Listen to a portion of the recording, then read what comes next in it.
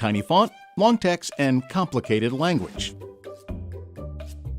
I've read and understand.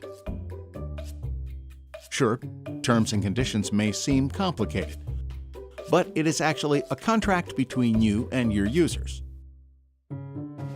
You'll need one, whether you've created an app, a game, or a gadget that's connected to the internet. You have to make sure that the terms of this contract are not unfair. This means that they need to be clear and unambiguous to let consumers fully understand what the contract entails. The agreement cannot favor you in a way that compromises consumer rights. The Consumer Authority can prohibit you from using unfair terms and conditions.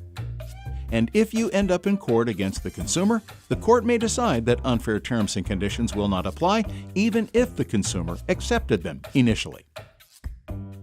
Avoid financial laws, bad publicity, and unnecessary disputes. Build good relationships with your customers. Use fair terms and conditions. Go to our website to find out more.